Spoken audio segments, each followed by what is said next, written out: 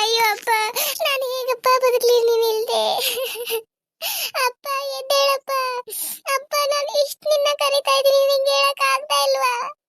ಅಪ್ಪ ಎದ್ದೇಳಪ್ಪ. ಅಮ್ಮನೂ ನನ್ನ ಬಿಟ್ಟು ಹೋದ್ಲು, ಇವಾಗ ನೀನು ಬಿಟ್ಟು ಹೋದೆ. ಅಜ್ಜಿ ಬಿಟ್ರೆ ನನಗೆ ಯಾರಿದ್ದಾರೆ? ನಾನ್ ಮಾಡಿರೋ ಒಂದೇ ಒಂದು ತಪ್ಪಿಗೆ ಎಲ್ರನ್ನೂ ಕಳ್ಕೋಬೇಕಾಯ್ತು.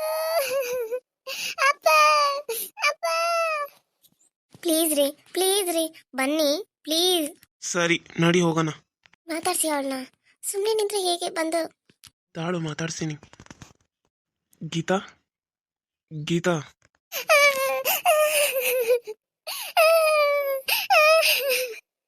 ಅಪ್ಪ, ನನಗೆಲ್ಲ ಇಷ್ಟೆಲ್ಲ ಕಲಿಸ್ಬೇಕು. ನಾನೆಲ್ಲ ಜಾಬ್ ಮಾಡಿ ನನಗೆ ಮದುವೆ ಮಾಡಬೇಕು, ಅದ್ ಮಾಡಬೇಕು, ಇದ್ ಮಾಡಬೇಕು, ಮನೆ ಕಟ್ಟಿಸ್ಬೇಕು, ಗೃಹ ಪ್ರವೇಶದಲ್ಲಿ ಆ ರೀತಿ ಓಡಾಡಬೇಕು, ಈ ರೀತಿ ವಿಡಿಯೋ ಮಾಡಿಸ್ಬೇಕು ಅಂತಿದ್ನಲ್ಲಪ್ಪ.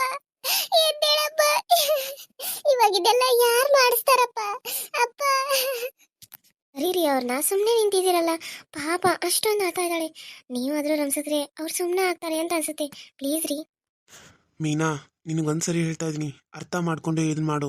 ಹಿಂದಾಗಡೆ ನಿನ್ನ ಜೀವನಕ್ಕೆ ಏನೂ ಆಗಬಾರ್ದು ಅಲ್ವಾ? ಅದಕ್ಕೆ ನಾನು ಹೇಳ್ತಾ ಇರೋದು. ನಾನಾಗಿ ಅವಳನ್ನ ರಂಸೋದಕ್ಕೆ ಬಂದ್ರಿ, ಮತ್ತೆ ಅವಳ ನನ್ನ ಲೈಫಲ್ಲಿ ಬಂದರೆ? ರೀ, ನೀವು ನನ್ನ ಪ್ರೀತಿ ಮಾಡೋದು ನೋಡಿದ್ರೆ ಅವಳು ನಿಮ್ಮ ಲೈಫಲ್ಲಿ ಹೇಗೆ ಬರೋಕ್ರಿ ಸಾಧ್ಯ? ನೀವು ಸರಿಯಾಗಿದ್ರೆ ಆಯ್ತಲ್ವಾ? ಅವಳು ಬರ್ತೀನಿ ಅಂತಂದ್ರು ನೀವು ಯಾಕೆ ಬಿಡ್ತೀರಾ? ಇವಾಗ ಪ್ಲೀಸ್ ಅವಳನ್ನ ಸಮಾಧಾನ ಮಾಡಿ, ಆಮೇಲೆ ಮುಂದಿನ ಮಾತು. ಸರಿ ಆಯಿತು, ನೀನೇ ಇಷ್ಟು ಹೇಳ್ತಾ ಇದೀಯ ಅಂದರೆ ನೀನು ಹೇಳಿದಾಗೇ ಆಗಲಿ. ಗೀತಾ ಗೀತಾ, ನಾನು ತರುಣ್ ಬಂದಿದ್ದೀನಿ ನೋಡು. ನಿನಗೆ ಇವಾಗ ಬಂತ? ನನ್ನ ಬಿಸ್ತಿಂದ ನಿನಗೆ ಬಂದೇ ಇಲ್ವಾ ತರುಣ್? ನನ್ನ ಅಪ್ಪ ಬಿಟ್ಟೋದ್ರು ತರುಣ್, ಅಮ್ಮನೂ ಹೋದ್ರು, ನನಗೆ ಯಾರೂ ಇಲ್ಲ ತರುಣ್. ನಾನಿವಾಗ ಅನಾಥೆ.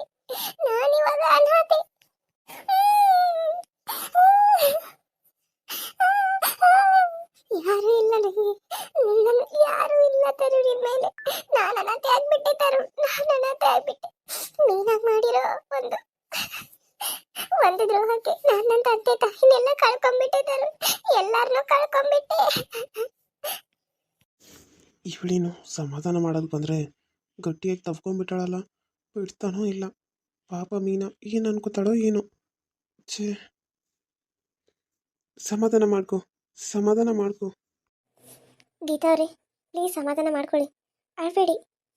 ನಿಮಗೆ ಸಮಾಧಾನ ಆಗುತ್ತೆ ಅಂತಾನೆ ನಾನು ನಿಮ್ಮ ಅಣ್ಣನ ಕರ್ಕೊಂಡು ಬಂದೆ.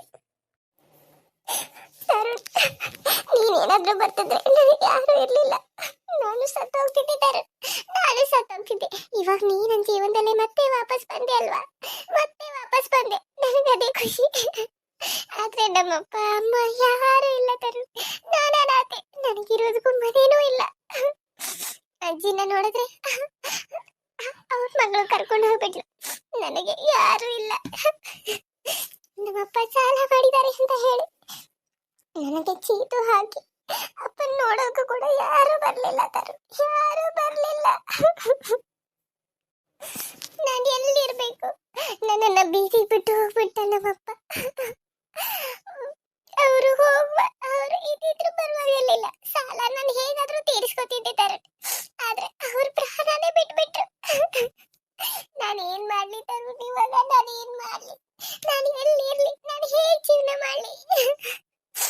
ಮದ್ವೆ ಆಗಿದ್ಯಾ ಅಥವಾ ಗಂಡ ಇದ್ದಾನ? ಯಾರು ಇಲ್ಲ. ಒಬ್ಳು ಅನಾಥೆ. ಇವಾಗ ನಾನು ಅನಾಥೆ. ತಂದೆ ತಾಯಿ ಯಾರು ಇಲ್ಲಿರೋ ಅನಾಥೆ. ಪ್ರೀತಿನೂ ಕಳ್ಕೊಂಡಿರೋ ಒಂದು ನಟ ದೃಷ್ಟಿ ರೀ ನಾನು. ನಟ ದೃಷ್ಟಿ ಮೇಲೆ ಅವ್ರೆ. ನನ್ನ ಜೀವನದಲ್ಲಿ ಈ ರೀತಿ ಆಗುತ್ತೆ ಅಂತ ನನ್ನ ಕನಸಲ್ಲೂ ಅನ್ಕೊಂಡಿರ್ಲಿಲ್ಲ. ಸಮಾಧಾನ ಮಾಡ್ಕೋ ಗೀತಾ, ಸಮಾಧಾನ ಮಾಡ್ಕೋ. ನೀವು ನನಗೆ ಅಕ್ಕನ ತರ ಬಂದ್ರೆ ಇನ್ ಮುಂದೆ ನಿಮ್ ಜೀವನದಲ್ಲ ಯಾವತ್ತೂ ಬರಲ್ಲ ಮೀನವ್ರೆ. ನಿಮ್ಗೆ ಬಿಟ್ಕೊಡ್ತಾ ಇದ್ದೀನಿ. ಒಂದ್ಸರಿ ಮಾಡಿರೋ ತಪ್ಪಿಗೆ ನಾನೆಲ್ಲರನ್ನೂ ಕಳ್ಕೊಂಡ್ಬಿಟ್ಟೆ. ಪಾಪ ನನಗೆ ಇಷ್ಟೊಂದು ಆಡ್ತಾ ಇದ್ದಾಳೆ. ಅವಳನ್ನ ಹಿಡ್ಕೊಳ್ಳೋಕ್ಕೂ ನನಗೆ ಮನಸ್ಸಿದ್ರು ನನ್ನ ಹೆಂಡತಿ ಮುಂದೆ ಅವಳನ್ನ ರನ್ಸೋಕ್ಕಾಗಲಿಲ್ಲ. ನನಗೆ ಅವಳನ್ನ ಸಮಾಧಾನ ಮಾಡೋಕ್ಕೂ ಆಗಲಿಲ್ಲ. ಎಷ್ಟೇ ಮಾಡಿದ್ರು ಅವಳು ನನಗೆ ದ್ರೋಹ ಮಾಡಿದವಳು ಅಂತ ಅವಳ ಮೇಲೆ ಇನ್ನೂ ಕೋಪ ಇದೆ ನನಗೆ. ಮೊದಲೆಲ್ಲ ಪ್ರೀತಿ ಮಾಡಿರ್ಬೋದು, ಆದರೆ ಲಾಸ್ಟ್ಗೆ ಅವಳು ನನಗೆ ಮೋಸ ಮಾಡಿನೇ ಹೋಗಿದ್ದು. ಒಂದು ದುಡ್ಡು ಸಲುವಾಗಿ ನನಗೆ ಮೋಸ ಮಾಡಿ ಹೋದ್ಲು. ಇಲ್ಲ ಅಂದರೆ ಇವಳನ್ನ ರಾಣಿ ಥರ ನೋಡ್ಕೋತಿದ್ದೆ. ಇವಾಗ ಇವಳು ನನಗೆ ಲೆಕ್ಕಕ್ಕೆ ಇಲ್ಲ. ಆದರೂ ಅವಳು ಅಳೋದು ನೋಡಿ ಜೀವ ಇಲ್ಲ ಒಂಥರ ಆಗ್ತಾಯಿದೆ. ಪಾಪ ತಂದೆ ತಾಯಿ ಯಾರು ಇಲ್ಲದೆ ಅನಾಥೆ ಆದ್ಲು. ಇವಾಗ ಅವಳು ಎಲ್ಲಿರ್ತಾಳೆ, ಹೇಗಿರ್ತಾಳೆ? ನನಗಂತೂ ಅದೇ ಚಿಂತೆ ಆಗ್ತಾ ಇದೆ. ಇದನ್ನು ನಾನೇನಾದರೂ ಮೀನನ ಮುಂದೆ ಹೇಳಿದ್ರೆ ಮೀನಾ ನನ್ನ ತಪ್ಪಾಗಿ ತಿಳ್ಕೊಂಡ್ಬಿಡ್ತಾಳೆ. ಅದಕ್ಕೆ ನಾನು ಏನೂ ಮಾತಾಡೋಕೆ ಹೋಗಲ್ಲ, ಸುಮ್ಮನೆ ಇದ್ದು ಬಿಡ್ತೀನಿ. ನನಗೆ ಮೀನಾನೇ ಮುಖ್ಯ. ಆದರೂ ಗೀತಾ ಈ ರೀತಿ ಆಡೋದ್ರೆ ನನ್ನ ಕೈಯಲ್ಲಿ ನೋಡೋಕ್ಕಾಗ್ತಾ ಇಲ್ಲ. ಪಾಪ ನನ್ನ ಗೀತಾ. ಸಮಾಧಾನ ಮಾಡ್ಕೋ ಗೀತಾ, ಸಮಾಧಾನ ಮಾಡ್ಕೋ. ನಾನಿದ್ದೀನಿ ನಿನಗೆ, ಹೇಳಿದ್ನಲ್ಲ ಅವಾಗಲೇ ನಿಮ್ಮ ಅಣ್ಣ ಅತ್ತಿಗೆ ಅಂತ ನನ್ನ ತಿಳ್ಕೊ ಅಂತ ಹೇಳಿ. ಅಣ್ಣ ಅತ್ತಿಗೆನಾ? ನಿಮ್ಮನ್ನ ನನ್ನ ಅಕ್ಕ ಅಂತ ತಿಳ್ಕೊತೀನಿ ಮೀನವ್ರೆ. ನೀವು ನನ್ನ ಅಕ್ಕನ ಸ್ಥಾನದಲ್ಲಿ ಇರ್ತೀರಾ ಯಾವಾಗಲೂ? ನನಗೆ ನಿಮ್ಮ ಅಕ್ಕನ ಸ್ಥಾನನ ತುಂಬ್ತೀರಾ? ನೀವಾದ್ರೂ ನನಗಿದ್ದೀರಲ್ಲ ಅನ್ನೋ ಒಂದು ಖುಷಿ ಆಯಿತು ಅಷ್ಟೇ. ಓ ಅಪ್ಪ, ನನ್ನ ಮುತ್ತು ಅಪ್ಪ, ನನ್ನನ್ನ ಬಿಟ್ಟು ನೀ ಯಾಕೋದೆ ಅಪ್ಪ. ಓ ಅಪ್ಪ, ನನ್ನ ಮುತ್ತು ಅಪ್ಪ, ನನ್ನನ್ನು ಬಿಟ್ಟು ಯಾಕೋದೆ ಅಪ್ಪ. ಈ ಮಗಳು ಎಲ್ಲಿ ಇರಬೇಕು ಅಪ್ಪ, ನಿನ್ನನು ಬಿಟ್ಟಿರಬೇಕಪ್ಪ. ಹೇಗಿರದಪ್ಪ ನಾನು ನೀನು, ನಿನ್ನನ್ನು ಬಿಟ್ಟಿರಲಾರೆ ಅಪ್ಪ ಅಪ್ಪ. ರೀ, ಅಳೋದನ್ನ ನೋಡಿದ್ರೆ ಮತ್ತೆ ಮೀನಾ ಬೇಜಾರು ಮಾಡ್ಕೊತಾಳೆ. ಕಣ್ಣೀರನ್ನ ಒರೆಸ್ಕೊಂಡು ಈ ಕಡೆ ಅಳಬೇಕು. ರೀ ಹಾಂ ಮೀನಾ. ರೀ, ನನಗೆ ಅವಳು ಅಳೋದನ್ನ ನೋಡೋಕ್ಕಾಗ್ತಾ ಇಲ್ಲ ರೀ. ಅವಳು ಅಳೋದನ್ನ ನೋಡೋಕ್ಕಾಗ್ತಾ ಇಲ್ಲ ರೀ. ತುಂಬಾನೇ ಬೇಜಾರಾಗ್ತಾ ಇದೆ. ಏನು ಮಾಡೋಕ್ಕಾಗತ್ತೆ, ಅವ್ರ ಆಯುಸ್ಸು ಅಷ್ಟೇ ಇತ್ತು ಅನಿಸುತ್ತೆ. ಹಾಗಾಗಿ ಅವ್ರು ತೀರ್ಕೊಂಡ್ಬಿಟ್ರು. ಇವಾಗ ಪಾಪ ಅವಳು ಒಬ್ಬಳೇ ಎಲ್ಲಿರ್ತಾಳೋ ಏನು. ಅವಳು ಅಮ್ಮನ ತೀರ್ಕೊಂಡ್ಲು ಅಂತ ಹೇಳ್ತಾ ಇದ್ದಾಳೆ. ಪಾಪ ಮೀನಾ, ನೀನೇನೋ ತಪ್ಪು ತಿಳ್ಕೊಳ್ಳಿಲ್ಲ ಅಲ್ವಾ? ಅವಳು ನಾನು ಕರೆದ ತಕ್ಷಣ ನನ್ನ ಬಂದು ಗಟ್ಟಿಯಾಗಿ ಹಗ್ ಮಾಡ್ಕೊಂಡ್ಬಿಟ್ಲು. ಆದರೆ ನಾನೇನು ಅವಳನ್ನ ಮಾಡ್ಕೊಳ್ಳಿಲ್ಲ, ಅವಳೇ ಮಾಡ್ಕೊಂಡಿದ್ದು. ನಿನ್ಗೇನು ಬೇಜಾರಿಲ್ಲ ಅಲ್ವಾ? ಅಯ್ಯೋ ರೀ, ನನಗೇನು ಬೇಜಾರಿಲ್ಲ ರೀ. ಅದು ಇವಾಗ ಕಷ್ಟ, ನಾವೇ ಕಷ್ಟದಲ್ಲಿದ್ದಾಗ, ಭಾಳ ದುಃಖದಲ್ಲಿದ್ದಾಗ ನಮ್ಗೆ ಬೇಕಾದವ್ರು ಯಾರಾದರೂ ಬಂದು ಸಮಾಧಾನ ಮಾಡೋಕೆ ಹೋದರೆ ನಾವು ತಾನೇ ಅವ್ರು ಸಮಾಧಾನ ಮಾಡಿದಾಗ ನಮಗೂ ಎಷ್ಟು ಖುಷಿ ಆಗುತ್ತೆ ಅಲ್ವಾ? ಹಾಗೆ ರೀ, ಪಾಪ ಅವಳಿಗೆ ಆಗಿತ್ತು. ಎಷ್ಟೇ ಮಾಡಿದ್ರು ಅವಳು ನಿಮ್ಮನ್ನ ಮೊದಲು ತುಂಬಾ ಹೆಚ್ಕೊಂಡಿದ್ಲು ಅಲ್ವಾ? ಅದಕ್ಕಾಗಿ ನೀವು ಹೋದ ತಕ್ಷಣ ಅವಳು ನಿಮ್ಮನ್ನ ಗಟ್ಟಿಯಾಗಿ ತಪ್ಕೊಂಡ್ಲು. ನನಗೇನು ಅದರಲ್ಲಿ ಕೋಪ ಇಲ್ಲ ರೀ, ನೀವೇನು ಅನ್ಕೋಬೇಡಿ. ಅವಳಿಗೆ ಪಾಪ ಸಮಾಧಾನ ಆಗ್ತಾ ಇಲ್ಲ. ಏನು ಮಾಡೋದು, ಯಾರೂ ಬಂದಿಲ್ಲ ನೋಡಿ ಅವಳ ಜೊತೆ.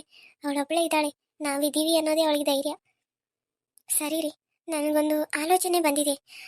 ನಿಮಗೆ ನಾನು ಆಮೇಲೆ ಹೇಳ್ತೀನಿ. ಇವಾಗ ಬನ್ನಿ, ಸ್ವಲ್ಪ ಮಧು ಹೇಗಿದ್ದಾಳೆ ಅಂತ ನೋಡ್ಕೊಂಬರೋಣ. ಸರಿ ಬಾ ಮೀನಾ, ಹೋಗೋಣ. ಇಲ್ಲ, ನಾನು ಇಲ್ಲೇ ಇರ್ತೀನಿ, ನೀವು ಹೋಗಿ ನೋಡ್ಕೊಂಡು ಬನ್ನಿ. ಹಾಗೆ ಬರಬೇಕಾದ್ರೆ ಸ್ವಲ್ಪ ರಾಜು ಅವ್ರನ್ನ ಇಲ್ಲಿ ಕಳಿಸ್ತೀರಾ? ಸರಿ ಆಯಿತು, ಕಳಿಸ್ತೀನಿ. ಹಾಯ್ ಹಲೋ ಫ್ರೆಂಡ್ಸ್, ಎಲ್ಲರೂ ಹೇಗಿದ್ದೀರಾ? ಎಲ್ಲರೂ ಚೆನ್ನಾಗಿದ್ದೀರಾ ಅಂತ ಅಂದ್ಕೊಂಡಿದ್ದೀನಿ. ಎಲ್ಲರಿಗೂ ಒಂದೇ ಕೇಳೋದು, ಪ್ಲೀಸ್ ಎಲ್ಲರೂ ತುಂಬಾ ರಿಕ್ವೆಸ್ಟ್ ಮಾಡ್ಕೋತಾ ಇದ್ದೀನಿ, ಬಟ್ ಯಾರು ಸಬ್ಸ್ಕ್ರೈಬ್ ಮಾಡ್ತಾನೇ ಇಲ್ಲ. ಒಂದೊಂದು ಸಾರಿ ತುಂಬಾ ಬೇಜಾರಾಗುತ್ತೆ. ನಾವು ಇಷ್ಟು ಕೇಳ್ಕೊತೀವಿ, ಇಷ್ಟು ಕಷ್ಟಪಟ್ಟು ವಿಡಿಯೋ ಮಾಡಬೇಕಾದ್ರೂ ಕೂಡ ಯಾರು ನಮ್ಮನ್ನ ಅಷ್ಟು ಇದೇ ಮಾಡಲ್ಲ ಅಂತ ಹೇಳಿ ಬೇಜಾರಾಗುತ್ತೆ. ಅದಕ್ಕೆ ಪ್ಲೀಸ್ ರಿಕ್ವೆಸ್ಟ್ ಮಾಡ್ಕೋತಾ ಇದ್ದೀನಿ, ಈ ವಿಡಿಯೋ ಯಾರೆಲ್ಲ ಹೊಸಬ್ರು ನೋಡ್ತಾ ಇದ್ರು, ಹಾಗೆ ಯಾರೆಲ್ಲ ಸಬ್ಸ್ಕ್ರೈಬ್ ಮಾಡ್ಕೊಳ್ಳದೆ ನೋಡ್ತಾ ಇದ್ರು, ಪ್ಲೀಸ್ ಎಲ್ಲರೂ ಸಬ್ಸ್ಕ್ರೈಬ್ ಮಾಡಿಕೊಂಡು ವಿಡಿಯೋನ ನೋಡಿ ಅಂತ ಕೇಳ್ಕೊತಾ ಇದ್ದೀನಿ. ಹಾಗೆ ಪಕ್ಕದಲ್ಲಿ ಕಾಣೋ ಬೆಲ್ಲೈಕನ್ನ ಕ್ಲಿಕ್ ಮಾಡಿ ಆಲ್ ಅಂತ ಟೈಪ್ ಮಾಡಿ, ನಾನು ಬಿಡೋ ವಿಡಿಯೋ ಫಸ್ಟ್ ನಿಮಗೆ ಬರುತ್ತೆ, ಸೊ ನೀವೇ ವಾಚ್ ಮಾಡ್ಬೋದು. ಹಾಗೆ ನಿಮ್ಮ ಫ್ರೆಂಡ್ಸು ಮತ್ತು ಫ್ಯಾಮಿಲಿಯು ಕೂಡ ಶೇರ್ ಮಾಡಿ.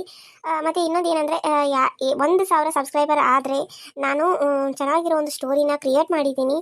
ಕತೆ ತುಂಬಾ ಚೆನ್ನಾಗಿದೆ, ತುಂಬಾ ಇಂಟ್ರೆಸ್ಟಿಂಗ್ ಆಗಿರುವಂಥ ಒಂದು ಕತೆ. ದಾರಿ ತಪ್ಪಿದಲ್ಲೂ ಕೂಡ ಬರುತ್ತೆ. ಹಾಗೆ ಇನ್ನೊಂದು ಹೊಸ ಸೀರಿಯಲ್ ಕೂಡ ಬರುತ್ತೆ, ಅದು ತುಂಬಾ ಇಂಟ್ರೆಸ್ಟಿಂಗ್ ಆಗಿರುವಂಥ ಒಂದು ಜೀವನದ ಹಿಂಗೆ ಕತೆ ಅಂತಿರಲ್ಲ, ಆ ರೀತಿ ಇರುತ್ತೆ. ನೀವು ಅವಾಗ ಯಾವ ರೀತಿ ಕತೆ ಹೇಳ್ತೀರೋ ನಾನು ಅದೇ ರೀತಿ ಕತೆ ಮಾಡ್ತೀನಿ. ಅದಕ್ಕೆ 1,000 ಸಬ್ಸ್ಕ್ರೈಬರ್ ಆಗಬೇಕು. ಪ್ಲೀಸ್ ಎಲ್ಲರೂ ಸಬ್ಸ್ಕ್ರೈಬ್ ಮಾಡ್ಕೊಂಡು ನೋಡಿ. ಹಾಗೆ ನಿಮ್ಮ ಫ್ರೆಂಡ್ಸು ಮತ್ತು ಫ್ಯಾಮಿಲಿ ಕೂಡ ಹೇಳಿ ಸಬ್ಸ್ಕ್ರೈಬ್ ಮಾಡ್ಕೊಳ್ಳಿ ಅಂತ ಹೇಳಿ. ಪ್ಲೀಸ್ 1,000 ಸಬ್ಸ್ಕ್ರೈಬರ್ ಆದರೆ ನಾನು ವಿಡಿಯೋನ ಮಾಡಬೇಕು ಅಂತ ಅಂದ್ಕೊಂಡಿದ್ದೀನಿ. ಜಾಸ್ತಿ ಮಾತಾಡಿದ್ದೀನಿ ಅಂತ ಹೇಳಿ ಬೈಕೋದು ಹೋಗಬೇಡಿ. ಬನ್ನಿ, ಇವಾಗ ವಿಡಿಯೋನ ಇವತ್ತಿಂದ ಇಲ್ಲಿಗೆ ಮುಗಿಸ್ತಾ ಇದ್ದೀನಿ. ಮತ್ತೆ ನೆಕ್ಸ್ಟ್ ವಿಡಿಯೋ ಮಾಡಬೇಕು.